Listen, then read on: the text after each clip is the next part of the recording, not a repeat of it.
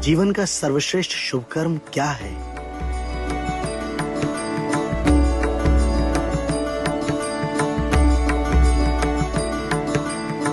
आपको यहाँ कही गई हर बात का ज्ञान है। धन्य हुआ मैं गुरुदेव। कृपया मेरे प्रश्नों का उत्तर दीजिए।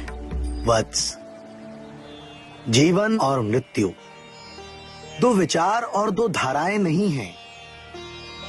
हम जानते हैं कि आत्मा अमर है, तो फिर मृत्यु का भय कैसा? मृत्यु उतनी ही सरल है जितना जीवन। परीक्षित, शरीर के भीतर जाती हुई श्वास जीवन है और शरीर से बाहर निकलती हुई श्वास मृत्यु। इतनी ही तो सरल है मृत्यु। अद्भुत। आपका ज्ञान पाकर धन्य हुआ मैं। जीवन का पुण्यकारी और सर्वश्रेष्ठ कर्म है भागवत चिंतन, भगवान का भजन।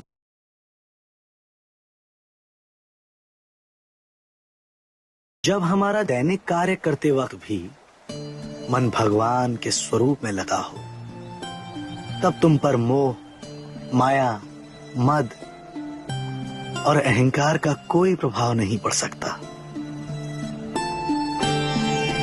परीक्षित, आपने आज्ञा देकर कलियुग को निमंत्रित कर दिया है। अब इस घोर कलिकाल के ताप से बचने का सिर्फ एक साधन है, श्रीमद् भागवत। जन्म से पूर्व ही मैंने महादेव से अमृतत्व का ज्ञान प्राप्त कर लिया था। 16 वर्ष तक मां के गर्भ में विरक्त भाव से बैठा रहा, और जब स्वयं श्री कृष्ण मुझे गर्भ से निकालने आए तो उनके सामने भी मैंने शर्तें रख दी। गर्भ से निकलते ही मैं वन की ओर निकल पड़ा।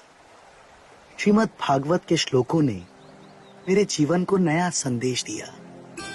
परीक्षित, शरीर के लिए तो हर कोई जीता है, लेकिन जो आत्मा के लिए जीवन जिए वो महान पुरुष बनकर अमरत्व को प्राप्त कर लेता है।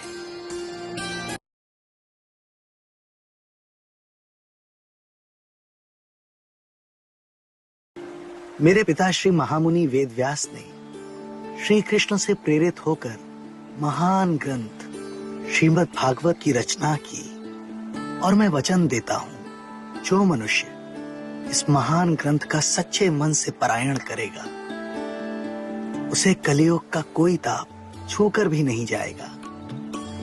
स्वयं श्री कृष्ण उनकी रक्षा करेंगे।